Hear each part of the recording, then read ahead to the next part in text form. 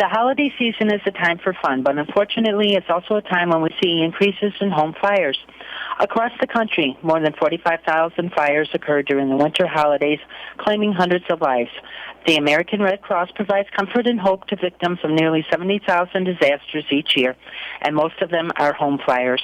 Joining us live from Washington, D.C. with advice on keeping your home and family safer is Red Cross President and CEO Gail McGovern and Red Cross Disaster Officer and volunteer firefighter Steve Sarinelli. Gail, the Red Cross is very busy this time of year. Tell us how the Red Cross helps with home fires, especially during the holidays. Well, sadly, about every 8 minutes, there's a home fire that we're responding to across the country. There have been 67,000 families that have already been impacted. And every night we're there. We are standing with the family. We're giving them food, shelter, a toothbrush, a blanket, hugs, maybe a stuffed animal for a child. And we want to also try to prevent these home fires, which is why we're here. And most of them actually happen in the kitchen. And if your viewers want to learn more tips, they can also go to redcross.org. Thank you. Steve, you're in the kitchen. Tell us some ways we can avoid home fires in the kitchen. Certainly. Good morning again.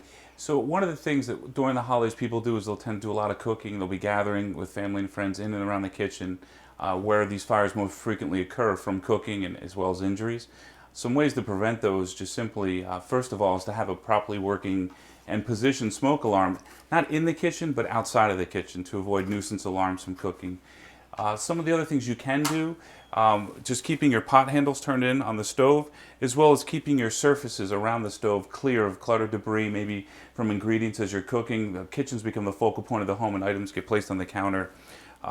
Also, numerous fire departments, including my own across the country, have responded to fires that result from unattended items left on the stove. People get distracted and items tend to catch fire. So it's really important to leave. If you have to leave the room or the kitchen while you're cooking, just turn off the stove. Talking about holiday season and decorations, something you can do simply to make your home safer and to prevent those fires during the holidays. Ensure that your decorations that are put up are kept away from heat sources. They said rule of thumb is about 3 feet there from any type of heat source. Candles are often a contributing factor for home fires as well during the holidays. So before you leave the room, you should be blowing out your candles to make sure that you don't have any fires that start unintended. One thing I also want to cover is just make sure that children and pets are kept away from whether it's an open stove in the kitchen or candles that are burning in the home. So also with candles, 12 inches around the candle should be left so you don't have anything that could catch fire there. If you're decorating with light strands, make sure the strands are serviceable and they don't have frayed wires. That's another critical factor. Before you retire or go to bed at the end of the night or you leave your home, make sure that your lights are turned off. So there are just a few simple tips that you can follow to keep your home safe during the holidays. Gail, how can we help the Red Cross, especially during the holidays? Well, thank you for asking that question, and we really could use help. In order for us to help prevent and also respond to home fires, we could use volunteers and we can use donations, and any donation is deeply appreciated regardless of the size. Your viewers can go to redcross.org or call 1-800-RED-CROSS, or even look at our holiday catalog and buy a gift this holiday season in honor of a loved one or a friend or a colleague. And you can really give a gift that means something very special. Thank you. Steve, what else can people do to prevent fires during the holiday season, and what is the Red Cross doing?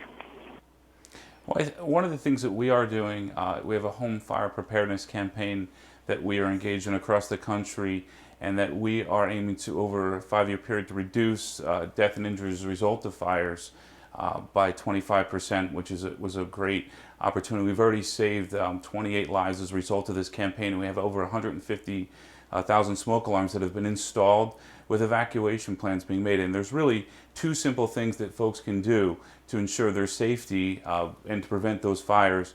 One, having properly positioned and working smoke alarms in your home, as well as having an escape plan that is not only just made and left someplace, but people actually practice it and everyone in the house knows. So those are really just key factors that can really help to stay safe around the holidays and as well during other times of the year. Thank you. Thank Steve, you. one more quick question. Sure. What about electrical cords? I noticed like around the holidays, everybody's got everything plugged into electrical cords. Is there a certain type of electrical cord we should look for? Well, I would recommend consulting with your local vendor or fire marshal in your fire department in your community if people have specific questions. But generally, things you don't want to do is run them extension cords that is under rugs or overloading outlets when they tend to do that, and using lights or other electrical devices that are properly rated. You don't want to use something that's maybe designated for indoors on an outdoor type ornament or decoration.